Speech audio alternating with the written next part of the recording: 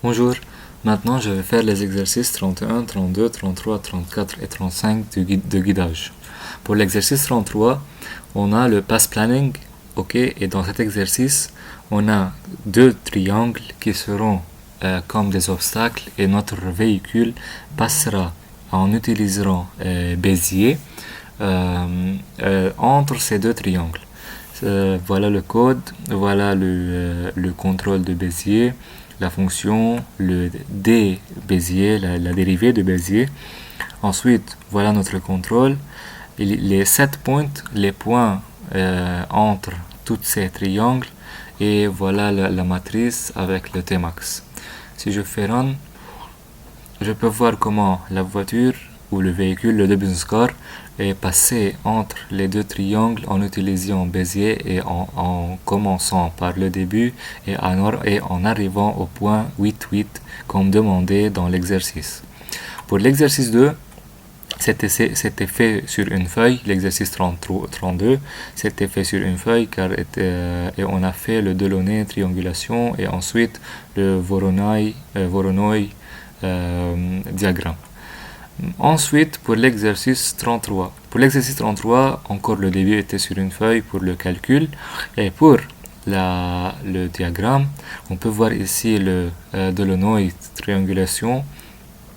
Ensuite, après cette étape, on a pu dessiner le Voronoi diagramme pour cet exercice. Pour voir le code, on peut voir la triangulation, c'était une fonction de Delaunay. C'est déjà défini. Et pour Voronoi, encore la même chose, plot 2D. Pour l'exercice 34 maintenant. Dans cet exercice, on doit contrôler le Dobenscar par son heading. Donc, il y avait 3 situations. La première situation était que le Dobenscar peut tourner vers la gauche ou la droite. Dans le deuxième, c'est seulement vers la gauche. Et dans le troisième, c'est seulement vers la droite. Et pour ces situations-là, on a utilisé cette façon de faire le code. Et pour U, on peut voir ici que θ tilde plus np modulo 2pi. L'idée c'est que dans ce cas-là, notre véhicule ou Dobenscar pourra se dirige vers le sens le plus petit. Et ici c'est Sautus avec un seul variable. Dans le deuxième et le troisième, c'est Sautus avec deux variables et ils seront indiqués par cette différence qui choisira à gauche ou à droite. Par exemple, si je fais celui-là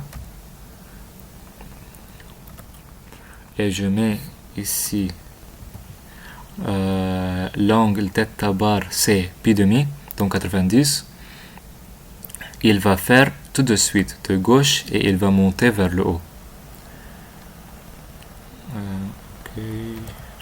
Et maintenant, si je fais celui-là, et encore pour le même angle, on peut voir qu'il va tourner vers de la droite et ensuite rejoindre l'angle 90 degrés.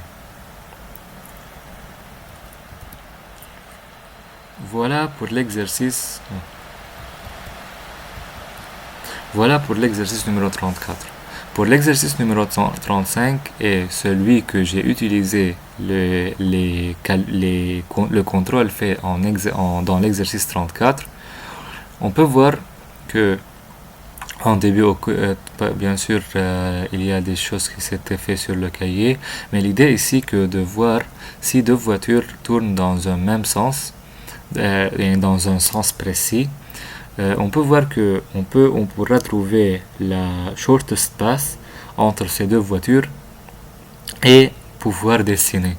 Donc dans cet exercice, le shortest path est de cette façon-là.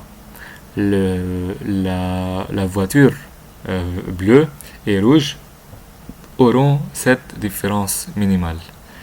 Merci.